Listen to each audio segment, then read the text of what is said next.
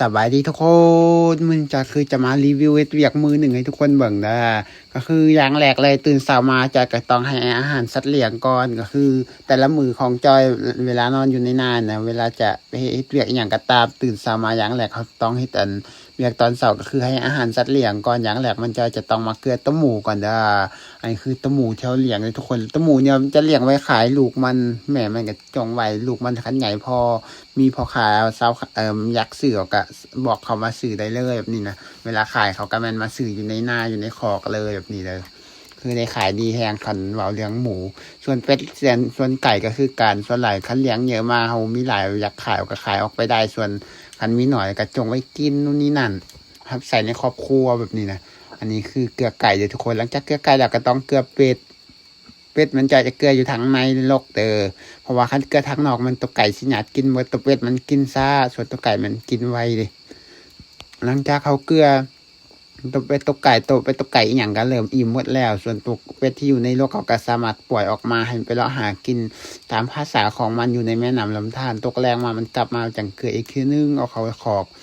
หลังจากเกิดไปเกิดไก่กระมูแล้วเรียบร้อยต่อมาก็ต้องมาปล่อยตัวควายเลยทุกคนตัวควายก็คือจะเลี้ยงแบบปล่อยแต่อยู่หวานจอยนะ หุงซาวมาก็ปล่อยออกไปให้มันอยู่เฉพาะที่ดินของเฮาที่เราล้อมหัวอ้อมไว้นะทุกคนแล้วตกแรงมามันก็กลับมาคอกมา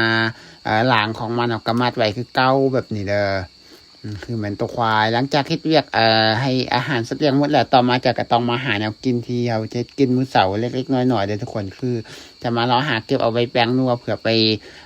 ทอดน้ำมันคือแบบทอดให้มันกรอบแบบนี้นะทุกคน คือจะให้กินแบบง่ายๆกินแบบง่ายๆนี่แต่ว่าโดยรวมตอนเสาร์มันจะกินแล้วเด้อนี่มันจะเป็นแนวกินเล่นเลยตอนใจกินมันกินน้ำพอน้ำแม่น้ำไอ้น้องหลายคนที่เตรียมพร้อมจะไปเฮ็ดเวียกตอนเสาร์มื้อนี้จอยมันจะเป็นคนอาศัยแนวกินถาเขาเจ้าคือมื้อนี้เป็นมื้อที่เขาเริ่มแบบอัดฝายก่อฝายเอาหนำเข้าหน้าเด้ออัดจากลำธารเอาหนำมาใส่นาเริ่มจะไถนาแล้วแบบนี้นะจอยก็คือจะต้องเป็นคนอาศัยแนวกินถาเขาเจ้า อย่างแรกมันจะเห็นแนวกินแบบกินเล่นก่อนทุกคนก็คือจะเอาใบแป้งนัวมาล้างน้ำนุ่นนั่นเพื่อจะไปทอดทุกคนหลังจากกลับมาแทงหน้าเราก็คือจะต้องดังไฟเพื่อเกียมจะค้างหม้อเด้อหลังจากดังไฟแล้วก็หม้อมาค้างแล้วก็น้ำมันใส่ปล่อยน้ำมันมันเดือดแล้วต่อมาเอาใบแป้งนัวลงไปทอดเลยทุกคนเราจะทอดให้มันกรอบเด้อแล้วเราจังจะไปกินแบบนี้อันนี้คือเจ็ดกินเล่นเลยทุกคนกินแบบเล่นๆเลยเพราะว่าใบแป้งนัวป้าใบมันก็แก่ซื่อ การพักเสียงของจอยมื้อนี้ก็อาจจะบ่ค่อยจะแจ้งปานใดเด้อทุกคนเพราะว่าแบบจอยบ่ค่อยสบายปานใดนะช่วงนี้นะจะเป็นไข้มาในประมาณอาทิตย์หนึ่งแล้วยังบ่ทันดีปกติเท่าเด้อทุกคนหลังจากใดมาทอดกรอบมันเรียบร้อยแล้วต่อมาคือจะเอาใส่เครื่องปรุงหยังเล็กๆน้อยๆแล้วก็สิมากินลิ้นแบบนี้นะคือกินลิ้นกันหลายคนเลยหลังจากกินลิ้นแล้วเขาก็พาไปเฮ็ดไปเฮ็ดเวียกก่อฝ่ายส่วนจอยก็คือจะต้องค้างหม้อแล้วก็จะเอา เกลือใส่เอามักเพชรใส่แล้วก็สิปะให้มันเดือดหลังจากมันเดือดแล้วจอยก็คือจะเกี่ยมเอามาต้มเลยทุกคนคือจอยจะเฮ็ดต้มเป็ดเดิมมื้อนี้นะเพราะว่าอยู่บ้านของจอยเวลาก่อฝ่ายเอาหนำเข้าหน้านี่นะแบบในครอบครัวของจอยคือเราจะต้องต้มเป็ดตัวหนึ่งเพื่อไปเลี้ยงผีเลี้ยงเจ้าที่ให้มันดูแลรักษาฝ่ายหรือว่าบ่อนเที่ยวอัดลำธารให้เจ้าที่ดูแล ให้เจ้าที่ดูแลฝ่ายเขาเผื่อให้มันเสาะเกลื่อนเวลาน้ำนองมาหลายแบบนี้นะทุกคนคือจะต้องให้แบบนี้เด้อหลังจากเอาเป็ดออกจากในหม้อแล้วต่อมาจะก็ต้องเกี่ยมเครื่องใส่น้ำต้มก็คือจะปอกหน่อทุกคนเอาหน่อไปล้างน้ำต่อมาก็คือปืดหม้อออกแล้วก็เอาตื่มแป้งนัวลงไปแล้วก็จะตื่มหน่อใหม่ลงไปเด้อทุกคนคืออันนี้มันเขาจะต้ม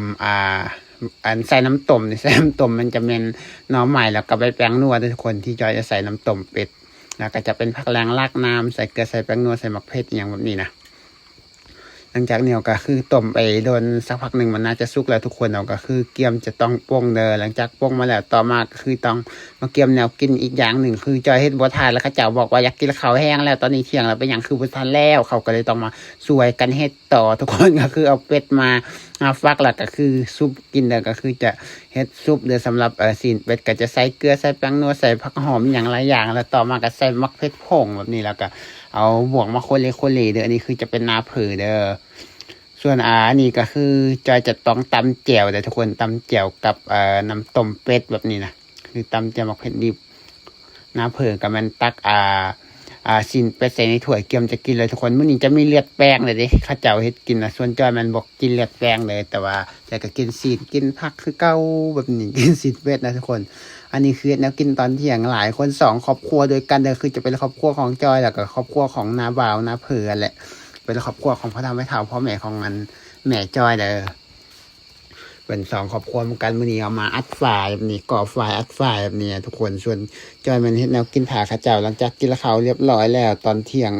เขาหลังจากกินข้าวเที่ยงแล้วก็จะพากันนั่งพักผ่อนนู่นนี่นั่นโดนไปสักพักนึงแล้วก็จะต้องเตรียมเพื่อจะไปเวียดต่อเพราะว่าก่อไฟอย่างบ่ทันแล้วทุกคนคือก่อไฟในแต่ละปีเราจะต้องใช้เวลาในการก่อนี่ประมาณมื้อหนึ่งเลยทุกคนตั้งแต่เช้าจำแรงกว่าสิแล้วนะเพราะว่าฝ่ายเฮียวเฮ็ดนี่มันบ่ได้น้อยๆคือมันจะกว้างแห้งแล้วก็เยอะเขาต้องอัดลำธารเอาไม้เอาเป้าเอาอย่างมาตักขี้ดินใส่เพื่อไปก่อฝ่ายให้มันคุมฮอดปีหนึ่งฮอดยามเขาเก็บเกี่ยวเขาหน้าพุ่นแหละทุกคนเขาคือแต่ละปีจะมาก่อครั้งหนึ่งแบบนี้แล้วก็สิมีน้ำใส่นาตลอดทั้งปีเวลาเฮ็ดนานะคือจะเอาน้ำจากลำธารใส่เลยแบบนี้ทุกคนก็คือจะเอาอัดเฉพาะบ่อนที่เขาเคยอัดแบบนี้แล้วก็สิเอาน้ำเข้าในนาแบบนี้นะครับน้ำให้นาก็คือแบบนี้แหละทุกคนซอยๆกันจะเป็นคันว่ามันผู้ใดอัดน้ำเอาเข้านาเป็นเหมืองเดียวกันก็คือจะเป็นเอาหนามวันเดียวกันแบบนี้แล้วก็ต้องซอยกันเฮ็ดแบบนี้คันว่ามีนา2ครอบครัวที่เอาหนามวันเดียวกันต้อง2ครอบครัวแบบนี้คันว่ามี3ครอบครัวเอาหนามวันเดียวกัน3ครอบครัวมาอัดแบบนี้เด้อทุกคนอันนี้คือจะเป็นการก่อไฟเอาหนามเข้าหน้าเด้อ